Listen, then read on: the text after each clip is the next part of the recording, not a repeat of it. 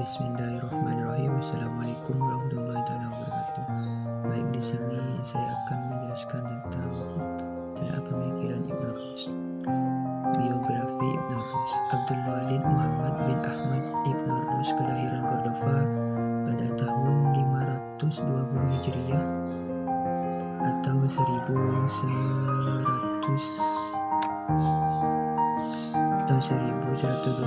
Masehi. Ia berasal dari kalangan keluarga besar yang terkenal dengan keutamaan dan mempunyai kedudukan tinggi di Andalusia, Spanyol.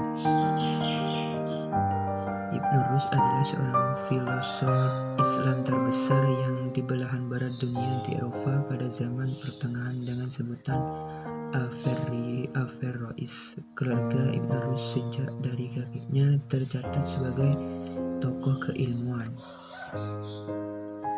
Kakeknya menjabat sebagai kadi di Cordova dan meninggalkan karya-karya ilmiah yang berpengaruh di Spanyol. Begitu pula ayahnya, maka Ibn Rushd dari kecil tumbuh dalam suasana rumah tangga dalam keluarga yang besar sekali perhatiannya kepada ilmu pengetahuan. Ia mempelajari kitab kanon karya Ibn Sina dalam kedokteran dan filsafat di kota kelahirannya sendiri.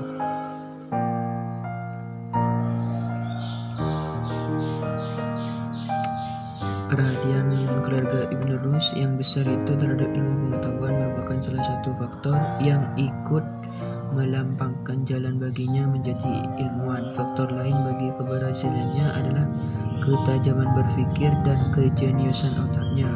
Oleh karena itu, tidaklah mengherankan jika ia dapat mewarisi sepenuhnya intelektualitas keluarganya dan berhasil menjadi seorang sarjana yang menguasai berbagai disiplin ilmu seperti hukum, filsafat, kedokteran, astronomi, sastra Arab, dan lainnya. Di sini karya Ibn Rushd. Ibn Rushd adalah seorang ulama besar dan pengulas yang dalam terdapat filsafat Aristoteles. Karangannya meliputi berbagai bidang ilmu seperti fikih, usul fiqh, bahasa, kedokteran, astronomi, politik, akhlak, dan filsafat. Buku-bukunya adalah merupakan karangan sendiri atau ulasan atau ringkasan karena sangat tinggi penghargaannya terhadap Aristoteles. Maka tidak mengherankan kalau ia memberikan perhatian yang besar untuk mengulas dan meringkaskan filsafat Aristoteles. Buku-buku lain yang telah diulasnya ialah buku karangan Plato, Iskandar, Aphrodisias, Plotinus, Galenus, Al-Farabi, Ibnu Sina, Al-Ghazali, dan Ibnu Bajjah. Sebagai seorang penulis produktif, Ibn Rushd banyak menghasilkan karya-karya dalam berbagai disiplin keilmuan menurut Ernest Renan. Karya Ibn Rushd mencapai 78 judul yang terdiri dari 39 judul tentang filsafat, 5 judul tentang kalam, 8 judul tentang fikih, 20 judul tentang ilmu kedokteran, 4 judul tentang ilmu falak, matematika dan astronomi, 2 judul tentang nahwu dan sastra. Di antara buku-bukunya yang penting dan yang sampai antara lain yaitu Bidayatul Mujtahid, buku fikih. Buku ini bernilai tinggi karena berisi perbandingan mazhab aliran-aliran dalam fikih dengan menyebutkan alasannya masing-masing. Yang kecil di sini pemikiran Ibn Rushd. Yang pertama, agama dan filsafat. Ibn Rushd adalah tokoh yang ingin mengharmoniskan agama dan filsafat. Di antaranya tidak terdapat dua kebenaran yang kontradiktif, tetapi sebuah kebenaran tunggal yang dihadirkan dalam bentuk agama, dan melalui takwil menghasilkan pengetahuan filsafat. Menurut Ibn Rushd, agama dan filsafat tidaklah bertentangan, bahkan orang Islam diwajibkan atas atau sekurang-kurangnya dianjurkan mempelajarinya. Tugas filsafat ialah tidak lain daripada berpikir tentang wujud untuk mengetahui pencipta semua yang ada ini. Yang kedua, dalil wujud Tuhan. Dalam Fasih Al-Maqal, Ibn Rushd menyatakan bahwa mengenal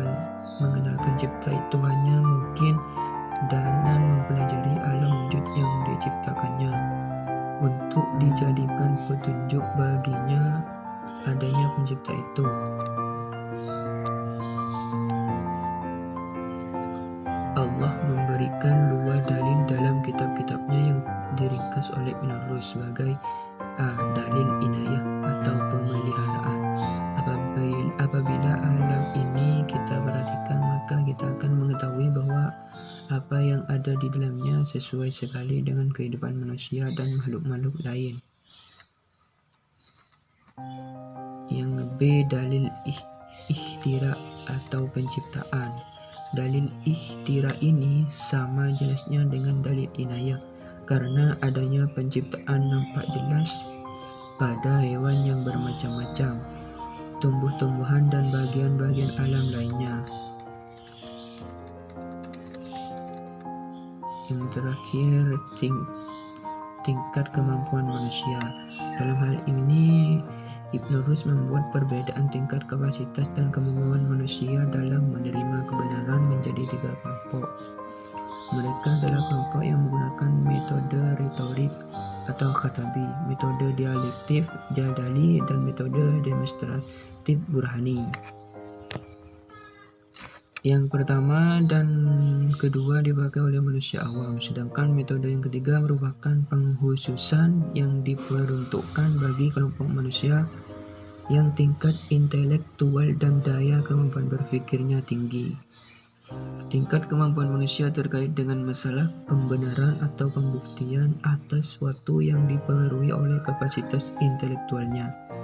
Ibnu Rus menjelaskan bagi manusia adanya tingkat pembuktian kebenaran secara burhani, jadali, dan khatabi karena kemampuan manusia dalam menerima kebenaran itu berbeda-beda dan beragam. Pengelompokan ini menurut Ibnu Rus sesuai dengan Al-Quran yang mengajarkan umat Islam untuk mengajak manusia kepada kebenaran dengan jalan hikmah, pelajaran yang baik, dan debat yang argumentatif. Baiklah, cuman itu yang bisa saya sampaikan, kurang dan lebihnya mohon maaf. Wassalamualaikum warahmatullahi taala wabarakatuh. Assalamualaikum warahmatullahi wabarakatuh. Yang terhormat kepada dosen pengampu Bapak Zainuddin Sarif dan Bapak Zainal Abidin dan beserta teman-temanku yang saya banggakan. Di sini saya akan menjelaskan tentang pemikiran Ibnu Rushd. Ibnu Rushd sering dilatinkan sebagai Averroes, adalah seorang filsuf dan pemikir dari Andalus yang menulis dalam bidang disiplin ilmu, termasuk filsafat, akidah atau teknologi Islam, kedokteran, astronomi, fisika, fikih, hukum Islam, dan linguistik. Lahir pada tanggal 14 April 1126 di Cordoba, Spanyol. Nama lengkap Abu Wahid Muhammad bin Ahmad bin Rushd. Karya-karya Ibu Rushd diantaranya Tafsir Aristoteles, makalah filsafat, teologi, kedokteran, dan hukum. Sedangkan filsafat dan ilmu agama seperti Aristoteles dalam tradisi pemikiran Islam, hubungan antara Islam dan filsafat, bukti kebenaran Tuhan, sifat-sifat Tuhan, kodimnya alam semesta, politik, dan hukum Islam. Baik, cukup di sini yang bisa saya sampaikan. Yang lebihnya saya mohon maaf. Wassalamualaikum warahmatullahi wabarakatuh. Warahmatullahi wabarakatuh. Saya akan menjelaskan telaah pemikiran Ibnu Rus. Biografi Ibnu Rus, nama lengkapnya adalah Abu Walid Muhammad Ibnu Muhammad Ibnu Rus, dilahirkan di Cordoba, sebuah kota di Andalus. Ia terlahir pada tahun 510 Hijriah atau 126 Masehi. Ia lebih populer dengan sebutan Ibnu Rus. Orang menyebutkan dengan sebuah nama Averroes.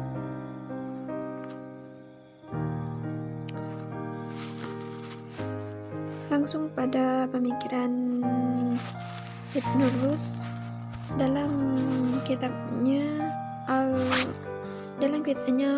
Fas al-Maqal ini, Ibnu Rus berpandangan bahwa pembelajaran filsafat bisa dihukumi wajib dengan dasar argumentasi bahwa filsafat ubahnya mempelajari hal-hal yang wujud yang lantas orang berusaha menarik pelajaran atau hikmah atau ibrah darinya. Sebagai sarana pembuktian akan adanya Tuhan Sang Maha Pencipta. Semakin sempurna pengetahuan seorang tentang wujud atau tentang ciptaan Tuhan, maka semakin sempurnalah ia bisa mendekati pengetahuan tentang adanya Tuhan. Bahkan dalam banyak ayat-ayatnya Tuhan mendorong manusia untuk senantiasa menggunakan daya nalarnya dalam merenungi ciptaan-ciptaannya, dengan ciptaan-ciptaannya. Jika kemudian seorang dalam pemikirannya semakin menjauh dengan dasar-dasar syar'i, maka ada beberapa kemungkinan. Pertama, ia tidak memiliki kemampuan. Yang kedua, ketidakmampuan dirinya mengendalikan diri untuk tidak terseret pada hal-hal yang dilarang oleh agama. Dan yang ketiga adalah ketiadaan pendamping atau guru yang handal yang bisa membimbingnya memahami dengan benar tentang suatu objek pemikiran tertentu. Sekian dari saya. Wassalamualaikum warahmatullahi wabarakatuh.